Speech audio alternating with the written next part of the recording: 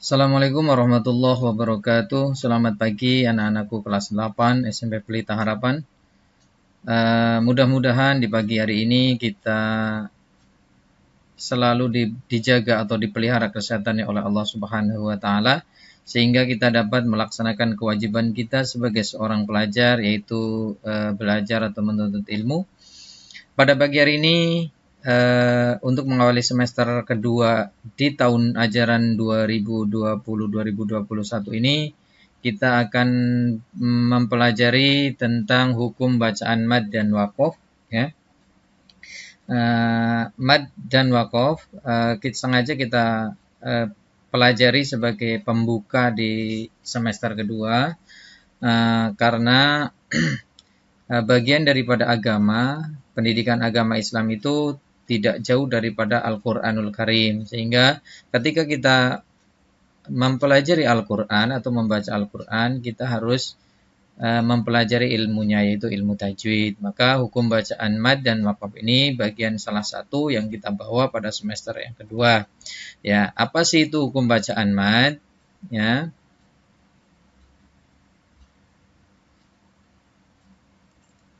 Yang pertama, pengertian mad. Mad menurut bahasa artinya panjang, sedangkan menurut ilmu tajwid, mad adalah memanjangkan bunyi huruf hijaiyah karena adanya sebab-sebab tertentu, yaitu huruf yang berharokat fathah dan bertemu dengan huruf alif, huruf yang berharokat dhammah bertemu dengan wawu, dan huruf hijaiyah yang berharokat kasroh bertemu dengan ya sukun. Ya. Nih, yang kedua, macam-macam mad, ya. Macam-macam mad. Hukum bacaan mad itu dibagi menjadi dua. Yang pertama adalah mad tabi'i, yang kedua adalah mad far'i atau mad asli dan mad cabang daripada mad, ya. Yang kemudian yang pertama adalah mad tabi'i. Mad tabi'i yaitu mad yang masih asli, belum bertemu dengan bertemu dengan huruf-huruf lain. Contohnya alif, huruf alif yang sebelumnya berharokat fathah, ya, atau harokat fathah bertemu dengan alif. Yang kedua wawu, ya, huruf wawu sukun yang sebelumnya berharokat dhammah atau dhammah bertemu dengan wawu. Yang ketiga adalah ya, huruf ya sukun yang sebelumnya berharokat kasroh atau harokat kasroh bertemu dengan ya sukun, ya. Kemudian yang kedua adalah mad far'i, ya. Mad far'i adalah mad tabi'i yang telah mengalami perubahan karena sebab-sebab tertentu. Mad far'i terbagi menjadi 14 macam, ya. Yang pertama adalah mad wajib mutasil, yaitu mad tabi'i yang bertemu dengan hamzah dalam satu kalimat. Cara membacanya yaitu 2,5 alif sampai dengan 3 alif atau 5 sampai 6 ketukan. Ya, maksudnya apa? Ini ada huruf mad tabi'i bertemu dengan hamzah dalam satu kata, ya. Dalam satu kata, ya. Contohnya sawaun, ya. Ini dalam satu kata. Yang kedua, mad jaiz munfasil, yaitu bila ada mad tabi'i bertemu dengan huruf hamzah, di dalam hamzahnya berada di kata berikutnya, atau huruf hamzahnya itu ada di kata lain, tidak dalam satu kata, ya. Cara membacanya adalah 2,5 alif atau 5 ketukan. Contohnya inna a'toinak, ya. Ini contohnya. Yang ketiga adalah mad arid li sukun, yaitu mad tabi'i yang bertemu dengan huruf hidup tetapi dibaca mati karena diwaqafkan. Cara membacanya 2,5 alif sampai dengan 3 alif atau 5 sampai 6 ketukan, ya.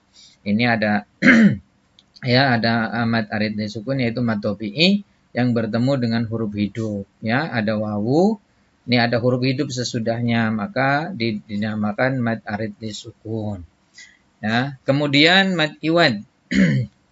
Mad iwad adalah mad yang berharokat fathah, fathatain yang dibaca waqaf, ya. Huruf yang berharokat fathah tain diganti menjadi fathah biasa, bisa dan panjangnya 2 ketukan. Contohnya bihada masalah, ya.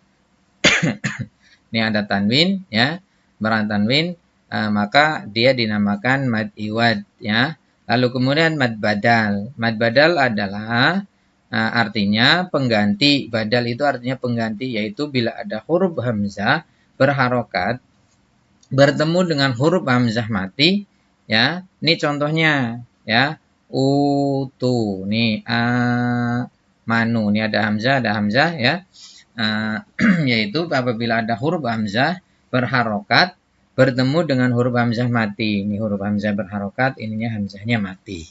Lalu kemudian ada mad lazim muhaffaf kalimi, kemudian ada mad layin, ada mad silah qasirah, ya.